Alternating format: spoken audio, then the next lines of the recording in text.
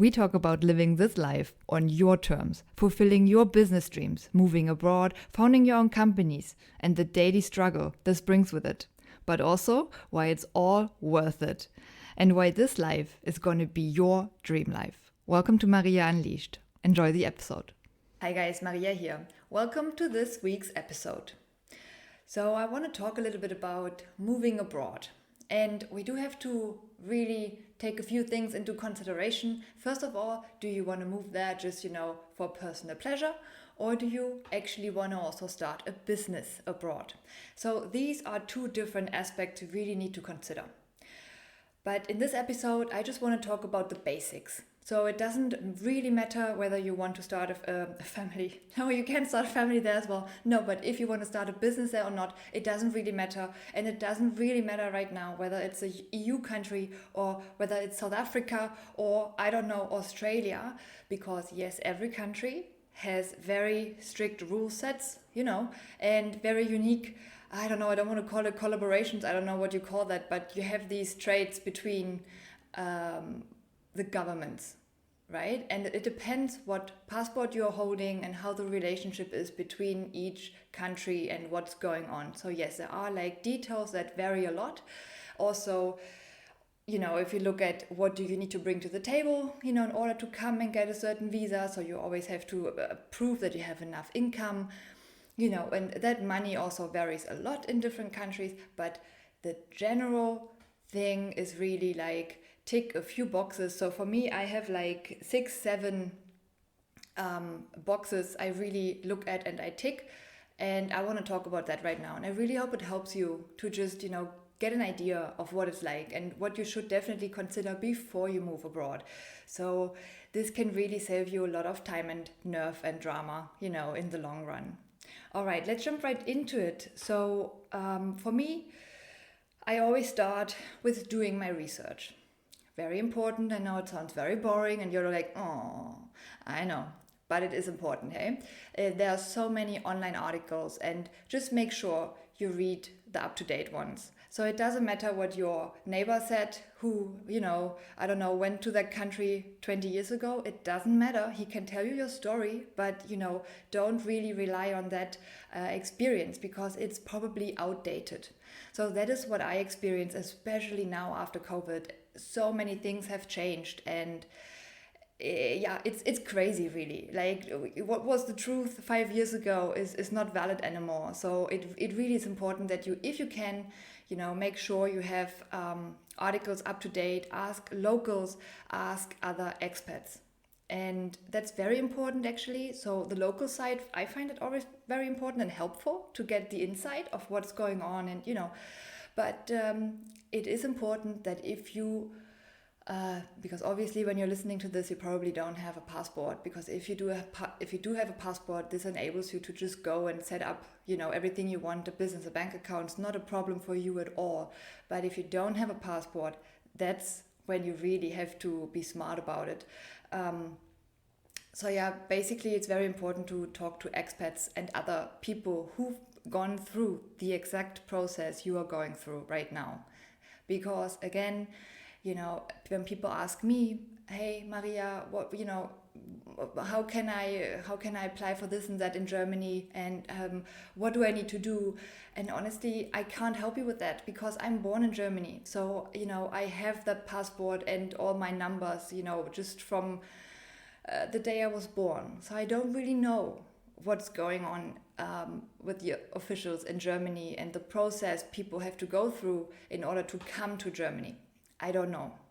Just a quick update. I just launched 2 new online workshops, my Holistic Skincare Masterclass and my Expert Class. I will share my profound knowledge, my ready-to-buy shopping list, my suppliers list, and so much more with you. If you are ready for the last skincare moisturizer you will ever need, tailored to you and to your ever-changing needs, this online workshop will liberate you from the cycle of the beauty industry. Head over to greenplanetcosmetics.com/workshops. I will link everything below, and if this resonates with you, you can find all the details on my website. And now, back to the episode. So it's very important to really ask other experts and also listen to the sad stories and why it went wrong. And I know we all want to approach this with like, yay, I'm going to go to a new world and it's going to be all butterflies and rainbows. And I really hope it is for you guys. But, we have to be real, and we really have to get real, because otherwise it's just going to be another mess you will find yourself in. So yeah, do the research, get it done, and also it can be a lot of fun. I also recommend you to really go there. Go to the place you want to go to. Like, really explore, get to know people, get to know the locals, and just come back in, like, not just the summer season, but also stay for the winter, just maybe have a holiday there in winter, just so you get an idea of what it's really like. Also, you have to get your motives straight. So let's say, I'll come with a little story of mine in a second, but really make sure to get your whys. Why do you want to move? And then also check out if the governments, abroad support your why. So here comes my story.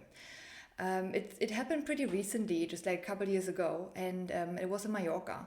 So many Germans, a lot of people from Europe, but I know there are a lot of Germans that come, and believe, hey, when I go there, I'm just going to live in this paradise. And they come without even doing any research, without money. And suddenly, they find themselves in the reality, and they're like stunned that you actually have to register yourself, and that it comes with a few rules as well. So what happened, I met a woman. I met a lot of different people with a lot of different stories, and I'm gonna talk about that. But this one story, that was a woman, and she came to Germany and had this dream of just starting her own, like buying property and then start her own off-grid tiny house. And I was like, oh, okay, it's interesting. You do know that's illegal here in Mallorca? And no, she didn't. So, people come, she didn't even know that she needs a registration number in order to be able to buy property there. So yeah, that was interesting for me, because that really is like, you guys, you can read these articles in German. There are so many people, experts out there from Germany who, write the stories down and really have these step-by-step guides. And it's just so interesting to me to see that some people just come with you without any idea of what the reality is going to be like. So yeah, make sure that you really, get down your whys, your motivation, and then double check in with the reality and see if that's actually really possible. And I get it. Hey, that was when I came, I was also, playing around with the idea of, hey, how cool would that be, So I've spent a lot of time in all the months, around the year in Mallorca, because before I go there and before I start my registering process, I really wanted to make sure that I get to know the country, not but the island. And, to also see, because for me, I wanted to open a business there, and I had to double check a few things beforehand, because I have an online shop. It's called Green Planet Cosmetics, and I wanted to see what it's like. What is it like to ship and deliver from an island? Turns out it's pretty shitty. It doesn't work out at all, and especially not with the local correos in Spain. So, and that was a reality check for me as well. And as much as I love it there and as much as I want to be there, but then the end of story is I want to expand my business as well. And doing that from the island would limit me a lot. And then I had to make a decision, do I sacrifice my business for that, or do I keep looking? So, and I'm currently on the mainland in Spain, and I am looking out for a new opportunity, a better one for my business. But yeah, everyone has to make that choice, for themselves. So you have to really get your motives done, like write them down, get them right, write them down.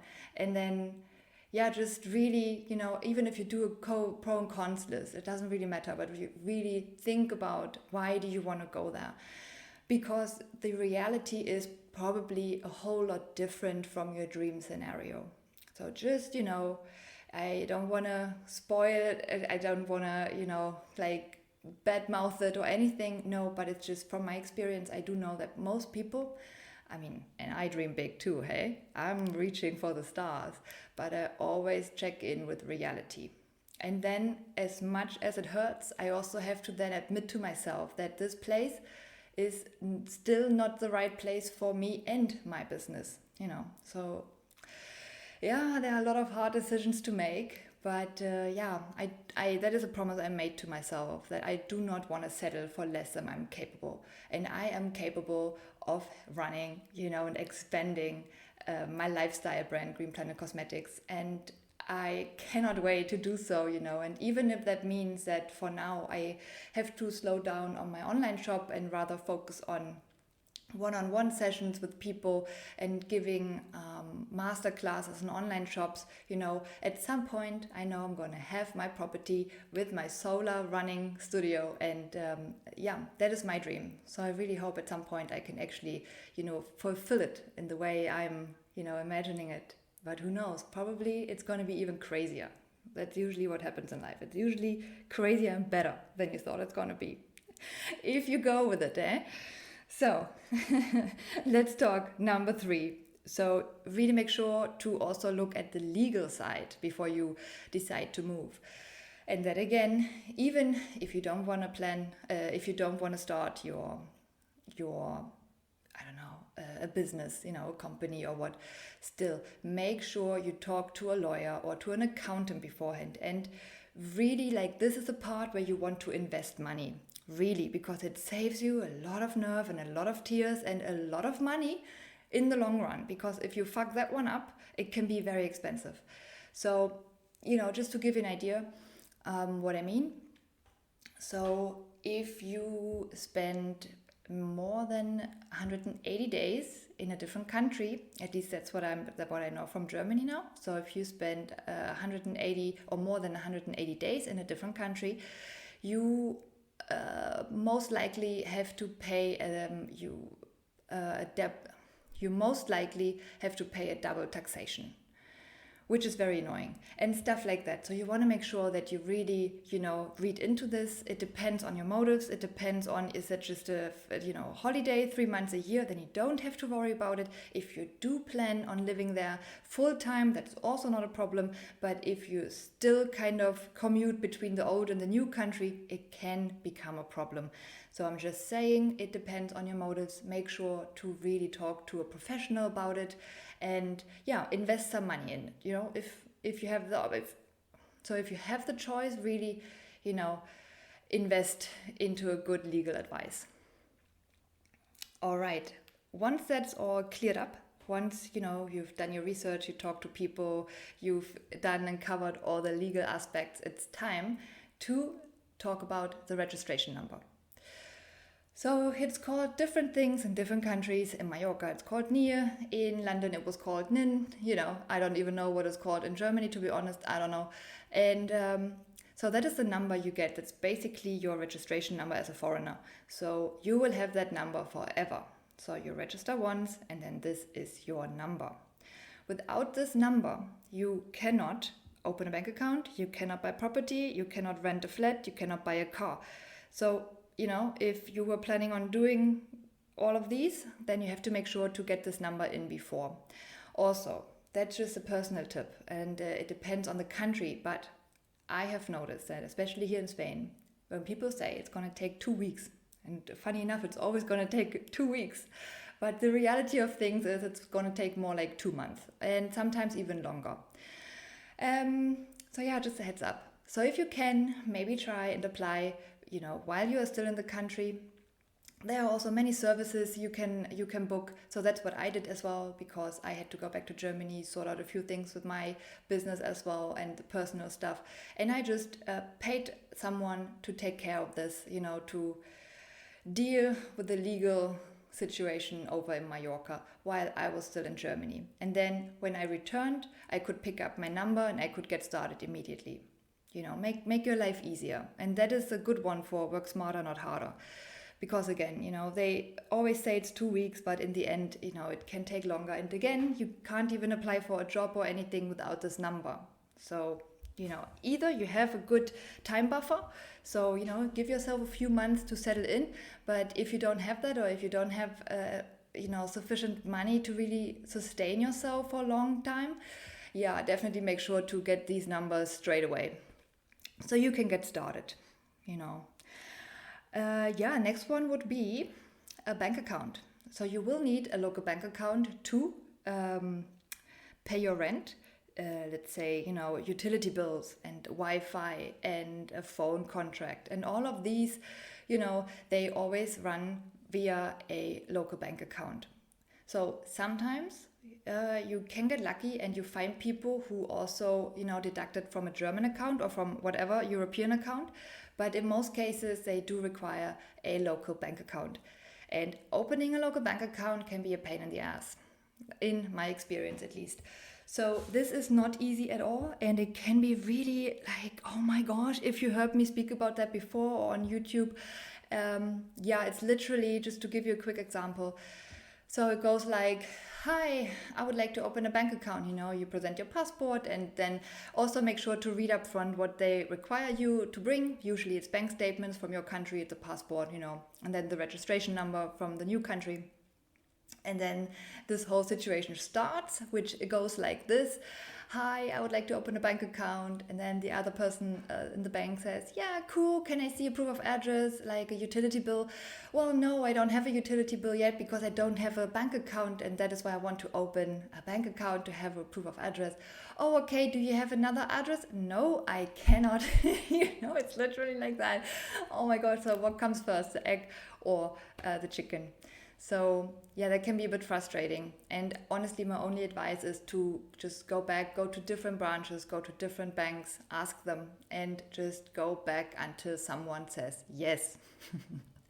So yeah, or maybe if you do have a friend, or you can ask someone to put you on the utility bill, that all is a bit stressful for everyone involved because you can't change it just so easily, so that was always a bit of an issue, and I couldn't find anyone who wanted to do it, which is understandable, you guys. But yeah, maybe, get creative. If you can ask around, if someone can just put you for a month or so or two on the utility bills or whatever counts as a proof of address, so that's what you will need to open a bank account. And you will also need the registration number and a passport. And then once you have that, that's sorted, you may or may not want to look out for good insurance. So honestly, everyone has to decide that for themselves, like a health insurance, you want one or not. It depends also on the country, and it also depends on, like, let's say if you want to apply for a permanent residency, you actually need some sort of insurance. So if you are not covered by your workplace, you then have to take care of it yourself. And for some visas, this is a requirement you need to have.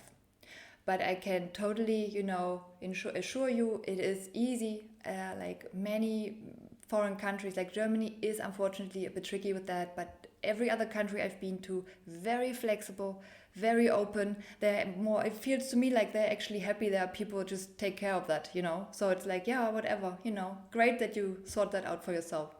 So yes, there are different countries, like in Spain and Portugal, and in the UK I also had that that the government, as soon as you are registered and as soon as you open either a business or you start working, you are covered by the government fund.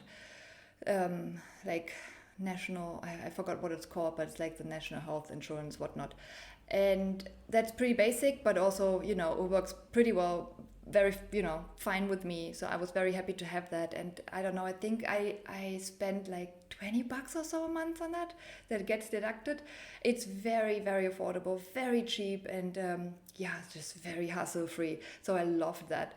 And if not, if you want to upgrade, get a private one, you can either get like just a local private health insurance and then, create your own dream insurance, or you can go for an expat insurance. That's what I do. I'm very happy with this one as well because it really enables me to just travel globally. So I really have this worldwide health insurance, and that makes my life so much easier.